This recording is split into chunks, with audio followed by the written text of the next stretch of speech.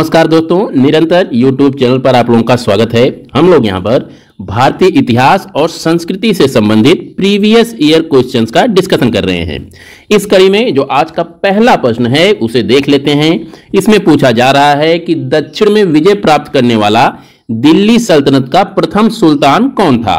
तो इसका उत्तर हो जाएगा अलाउद्दीन खिलजी। अलाउद्दीन खिलजी दिल्ली सल्तनत का प्रथम सुल्तान था जिसने दक्षिण विजय की थी। यहीं पर अलाउद्दीन खिलजी से संबंधित 2-4 फैक्ट याद रखिएगा कि इसका कार्यकाल 1296 से लेकर 1316 तक था और ये खिलजी वंश का दूसरा शासक था तथा खिलजी वंश ने 1290 से लेकर 1320 तक दिल्ली सल्तनत पर शासन किया। अलाउद्दीन खिलजी के समय पर ही अमीर खुसरो था।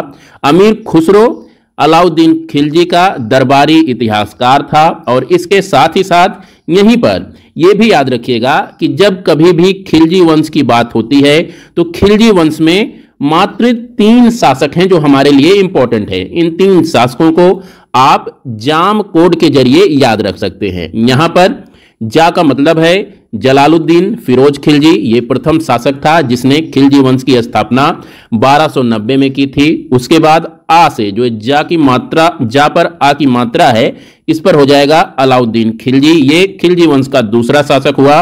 और मां से हो जाएगा मुबारक शाह खिलजी। मुबारक शाह खिलजी खिलजी वंश का आखिरी और इस वंश का चौथा शासक था।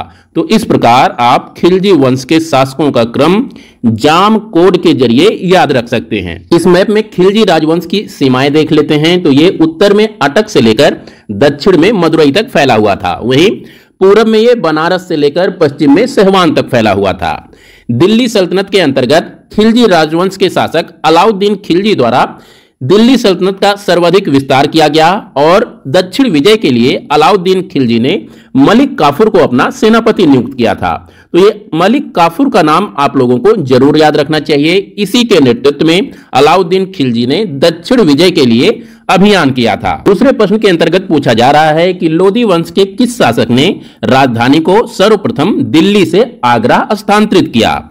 उत्तर है सिकंदर लोदी। सिकंदर लोदी ने सर्वप्रथम दिल्ली सल्तनत की राजधानी दिल्ली से स्थानांतरित करके आगरा शिफ्ट किया। यहां पर ध्यान दीजिएगा कि आगरा शहर की स्थापना भी सिकंदर लोदी के द्वारा ही की गई थी। सिकंदर लोदी लोदी वंश का दूसरा शासक था। लोदी वंश की बात कर लेते हैं। यहां पर मैप के जरिए ये लोदी वंश का मानचित्र है जिसमें लोदी वंश 1451 से 1526 तक इस राजवंश ने शासन किया और इस राजवंश में मात्र 3 ही शासक हुए। इन्हीं तीनों ने 1451 से लेकर 1526 तक शासन किया था। इनमें से जो प्रथम शासक था वो बहलोल लोदी था। इसने लोदी वंश की आधारशिला रखी। उसके बाद दूसरा शासक सिकंदर लोदी हुआ, तीसरा शासक इब्राहिम लोदी हुआ। तो इन तीनों शासकों को आप BSI कोड के जरिए याद रख सकते हैं। बहलोल लोदी की जो खासियत है वो ये है कि इसे लोदी वंश का जनक माना जाता है और इसने जौनपुर सल्तनत अपने अधिकार में ले लिया। इसके बाद सिकंदर लोदी आता है 1489 से लेकर 1517 तक। इसने 1504 में आगरा की स्थापना की और इसी समय इसने राजधानी दिल्ली से आगरा स्थानांतरित किया। सिकंदर लोदी की टूम्ब लोदी गार्डन्स दिल्ली में अवस्थित है। और अगर बात करें इब्राहिम खान लोदी की तो ये लोदी वंश का आखिरी शासक हुआ जिसे 1526 में बाबर द्वारा पानीपत की लड़ाई में युद्ध में ही मार दिया गया था। इसके मरते ही दिल्ली सल्तनत समाप्त हो जाता है और दिल्ली पर मुगलों का अधिकार स्थापित हो जाता है। 1526 में पानीपत की लड़ाई में बाबर द्वारा इब्राहिम लोदी को परास्त और मारे जाने के बाद दिल्ली पर मुगलों का अधिकार हो जाता है। तीसरे प्रश्न की बात करते हैं तो यहां पर पूछा जा रहा है कि भारत की प्रथम विकसित सैंधो सभ्यता के संबंध में जानकारी प्राप्त करने का एकमात्र स्रोत क्या है। तो इसका उत्तर हो जाएगा उत्खननों से प्राप्त भग्नावशेष। उत्खननों से प्राप्त भग्नावशेष ही सैंधो सभ्यता के बारे में जानकारी प्राप्त करने के हमारे एकमात्र स्रोत हैं, क्योंकि इस समय की जो लिपि है वो अभी तक पढ़ी नहीं गई है। जो लिपि यहां पर मौजूद थी उसे आज के समय में पढ़ने की जो कोशिशें हो रही हैं वो सारी फेल हो चुकी हैं। इसीलिए सैंधो सभ्यता के बारे में जानकारी केवल और केवल उत्खननों से मिलने वाली चीजों से ही प्राप्त हुई हैं। चौथे प्रश्न में पूछा जा रहा है कि तारीखे फिरोज शाही की रचना किसने की थी। बहुत ही इंपॉर्टेंट पुस्तक है। अगर मध्यकालीन भारत की बात करें तो बार बार यह पुस्तक पूछी जाती है कि तारीख फिरोजशाही की रचना किसने की है। तो जियाउद्दीन बर्नी का नाम हमें जरूर याद रखना है। जियाउद्दीन बर्नी के बारे में एक दो फैक्ट याद रखिएगा कि ये जो थे मोहम्मद बिन तुगलक और फिरोज शाह तुगलक के समय में थे।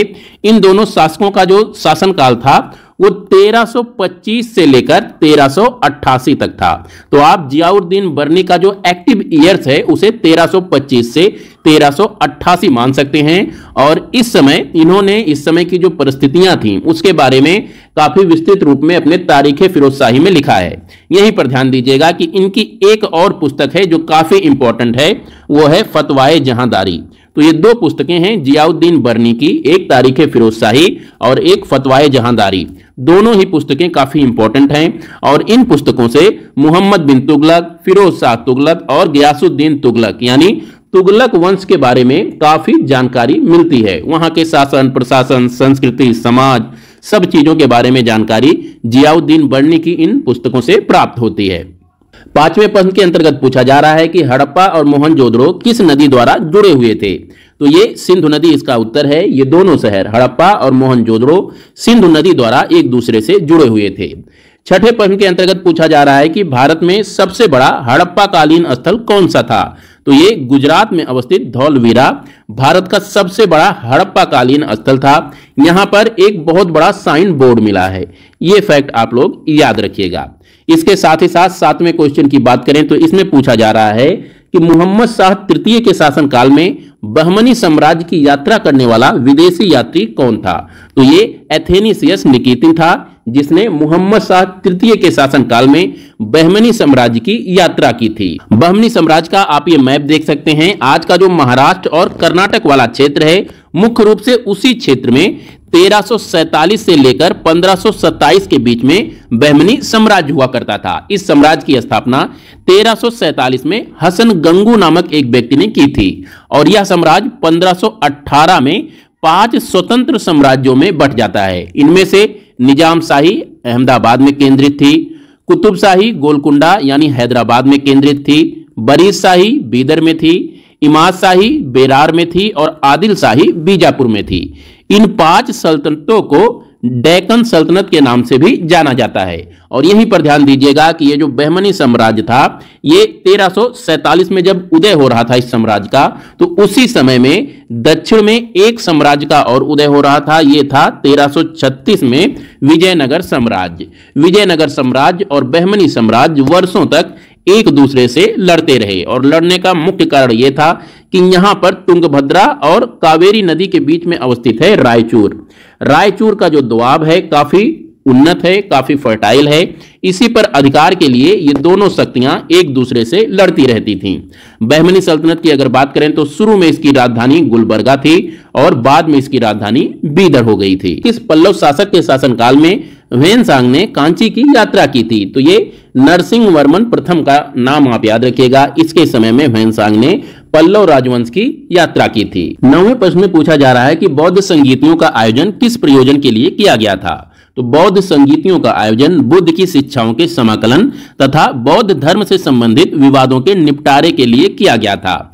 यहीं पर बौद्ध संगीतियों से संबंधित कुछ और इंपॉर्टेंट फैक्ट्स एंड फिगर देख लेते हैं। ऐतिहासिक रूप से अगर देखा जाए तो 4 बौद्ध संगीतियां काफी इंपॉर्टेंट हैं। इनमें से जो प्रथम बौद्ध संगीति थी इसका आयोजन 483 ईसा पूर्व में किया गया था और इसी पहली बौद्ध संगीति के दौरान सुत्त पिटक और विनय पिटक का संकलन किया गया था। सुत्त पिटक में बौद्ध की शिक्षाओं का संकलन है और विनय पिटक में बुद्ध के शिष्यों के लिए निर्धारित नियमों का संकलन है। यहां पर ध्यान दीजिएगा कि बुद्ध के शिष्य आनंद ने सुत्त पिटक का और उपाली ने विनय पिटक का संकलन किया था। द्वितीय बौद्ध संगीत की अगर बात करें तो इसका आयोजन 383 ईसा पूर्व में हुआ था और इस समय विनय पिटक और अनुशासन के नियमों में विवाद होने के कारण बौद्ध धर्म अस्थाविर और महासंघिक नामक 2 गुटों में बंट गया था। तीसरे बौद्ध संगीत का आयोजन 250 ईसा पूर्व में हुआ था और इसी समय में अभिधम्म पिटक का संकलन किया गया था। यहां पर यह चीज ध्यान दीजिएगा कि इन्हीं तीनों पुस्तकों को बौद्ध धर्म में त्रिपिटक की संज्ञा दी गई है। तो काफी इंपॉर्टेंट ये पुस्तक है। पूछा जाता है कि त्रिपिटक के अंतर्गत कौन कौन सी पुस्तकें आती हैं। तो पहली पुस्तक सुत्त पिटक, दूसरी विनय पिटक और तीसरी जो है वो है अभिधम्म पिटक है। बौद्ध संगीतियों से संबंधित दूसरे फैक्ट्स एंड फिगर, जैसे कि इनका आयोजन किस स्थान पर किया गया था, इनका संरक्षक कौन था और इन बौद्ध संगीतियों का अध्यक्ष कौन था। इन तीनों फैक्ट को आप लोग चारों बौद्ध संगीतियों के बारे में कमेंट में लिखिए, क्योंकि ये काफी इंपॉर्टेंट फैक्ट्स एंड फिगर हैं। यहां पर दिए हुए भी हैं, आप वीडियो को पॉज करके भी इसे पढ़ सकते हैं। और जिन जिन लोगों को इनके स्थान, संरक्षक और अध्यक्ष के बारे में पता है इन चारों बौद्ध संगीतियों के, तो वो कमेंट में जरूर लिखें। 10वें प्रीवियस ईयर क्वेश्चन में पूछा जा रहा है कि त्रिपिटक के कितने अंग हैं। तो अभी अभी हम लोगों ने डिस्कस किया कि त्रिपिटक 3 भागों में बटा हुआ है, जिसमें पहला विनय पिटक कहलाता है, दूसरा सुत्त पिटक और तीसरा अभिधम्म पिटक। यहां पर जो विनय पिटक और सुत्त पिटक है इनका संकलन पहली बौद्ध संगीत के दौरान हुआ था, और जो अभिधम्म पिटक है इसका संकलन तीसरी बौद्ध संगीत के दौरान किया गया था। 11वें प्रीवियस ईयर क्वेश्चन में पूछा जा रहा है कि अमीर खुसरो रचित खजैन उल फतूह किस शासक के संबंध में जानकारी देता है। तो अमीर खुसरो की यह रचना खजैन उल फतूह अलाउद्दीन खिलजी के संबंध में जानकारी देता है, और इसने जितनी भी लड़ाइयां लड़ी आपको इस पुस्तक में देखने को मिल जाएंगी।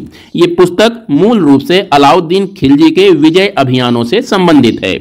12वें प्रश्न की बात कर लेते हैं। तो यहां पर पूछा जा रहा है कि दिल्ली सल्तनत की आधिकारिक भाषा क्या थी। तो ये फारसी थी। इन लोगों की आधिकारिक भाषा फारसी थी। तो दोस्तों ये थे आज के कुछ इंपॉर्टेंट फैक्ट्स एंड फिगर जो पिछले वर्षों के पेपरों में आए हुए हैं और आगे भी ये आते रहेंगे। चैनल लाइक करें, सब्सक्राइब करें और अपने दोस्तों के साथ भी शेयर करें। नमस्कार।